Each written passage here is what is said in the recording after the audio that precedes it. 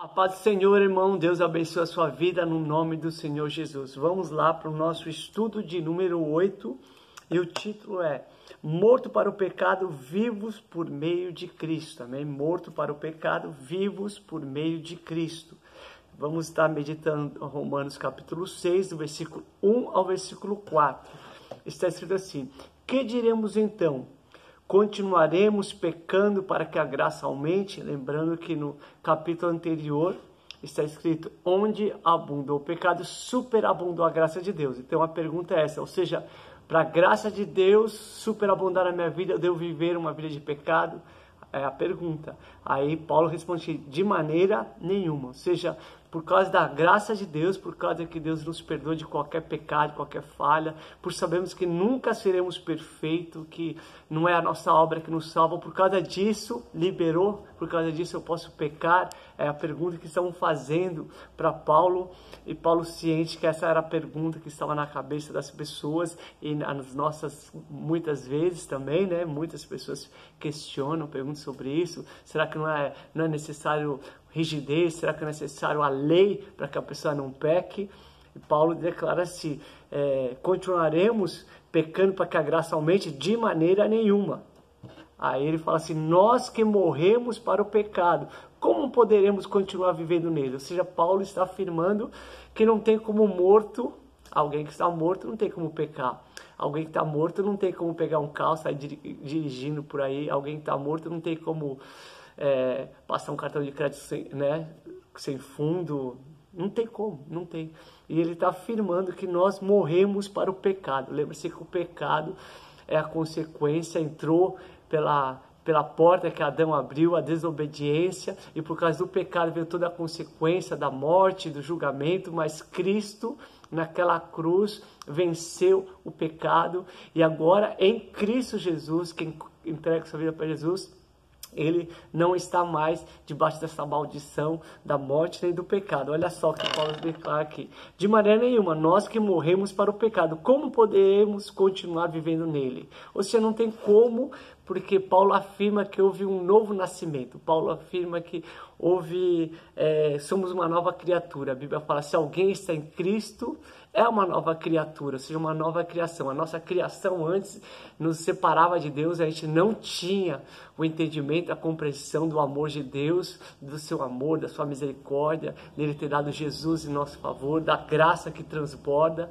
Então realmente a nossa vida era totalmente no pecado, se separado de Deus. Mas agora nós entregamos nossa vida ao Senhor, recebemos Cristo como Senhor e Salvador da nossa vida, e realmente houve um novo nascimento. É necessário ter um novo nascimento, ou seja, você entregou sua vida ao Senhor e você sabe que Ele te transformou. Você sabe que dentro de você agora tem um ser que foi ressuscitado dos mortos, ou seja, foi resgatado da morte, foi resgatado do pecado, e agora para viver para Cristo. Houve uma metamorfose, né? A palavra metamorfose é uma transformação. Então imagina só uma lagarta ficava se rastejando pelo chão, mas agora ela foi transformada numa borboleta. Você não vai ver uma borboleta agora querendo se rastejar no chão, ela vai voar. Você vê também só uma metamorfose num sapo, né? Antes de ser um sapo, ele é um girino, tá nadando, ele respira embaixo d'água. Agora o sapo respira fora, é uma nova criação, são coisas distintas.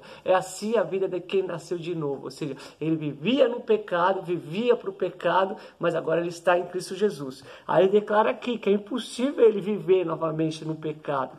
Ou seja, muitas vezes a gente coloca assim: quando você pega um porco e você lava ele, né? Você dá um banho nele, a tendência dele, né, o instinto dele é voltar para a lama e se sujar, porque é o instinto dele, ele gosta ali do chiqueiro, ele gosta da sujeira. O novo convertido, quem nasceu de novo, quem se converte, ele não tem mais prazer no pecado, ele não quer mais voltar para o pecado, ele sabe que o pecado o afastava de Deus, e agora ele tem Deus, agora ele conhece Deus, Deus está nele.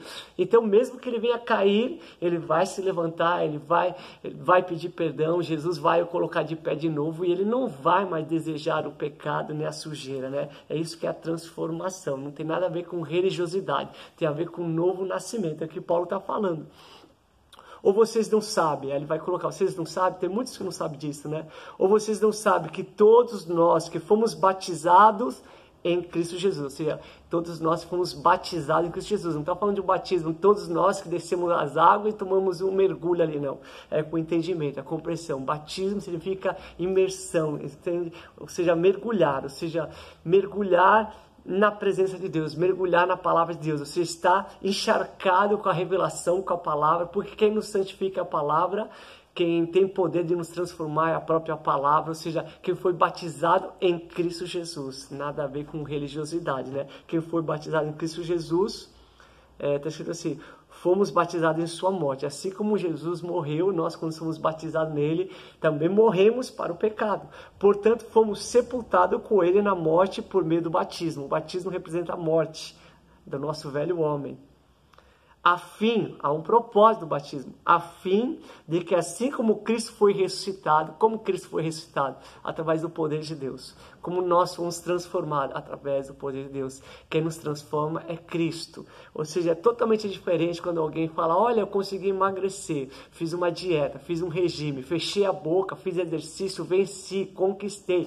Parabéns para mim, amém? É um mérito humano, mas a salvação não tem nada a ver com o mérito humano, não tem nada a ver com o esforço humano, não é nossa vontade. Olha, eu consegui vencer o pecado, eu consegui largar o vício, eu consegui largar as drogas, eu consegui largar o palavrão. Não é força humana, tem que ser transformação. Somente o Senhor para nos transformar. Quem me libertou das drogas, quem me libertou do álcool, quem me libertou da mentira, quem me libertou do engano, quem me libertou da cegueira espiritual, não foi meu esforço humano, não foi vergonha nessa cara, não. Foi o poder de Deus.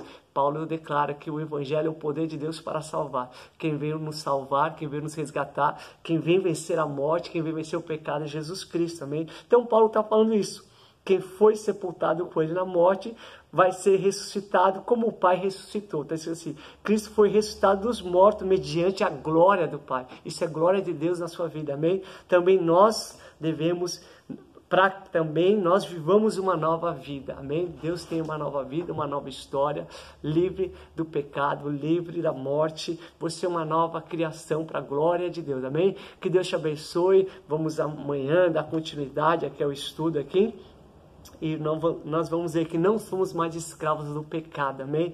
Vencemos o pecado, não por nosso mérito, mas através da fé, do batismo, né? Morremos para o mundo e nascemos para Cristo, ou seja, morto para o pecado e vivos por meio de Cristo. Cristo nos ressuscitou, fomos transformados, amém? Por Ele, pelo poder dEle, para vivermos uma vida nova, amém? Sem acusação, sem condenação, como está escrito, quem está em Cristo é uma nova criatura, as coisas velhas ficaram para trás, houve uma metamorfose, né? Antes a gente era cego, antes a gente era separados de Deus, antes a nossa tendência era viver para o pecado, para as trevas, agora não. Fomos criados à imagem e semelhança de Deus para a honra e glória do Senhor, amém? Sempre toda a honra, sempre toda a glória ao Senhor Jesus Cristo, amém? Deus te abençoe em nome do Senhor Jesus.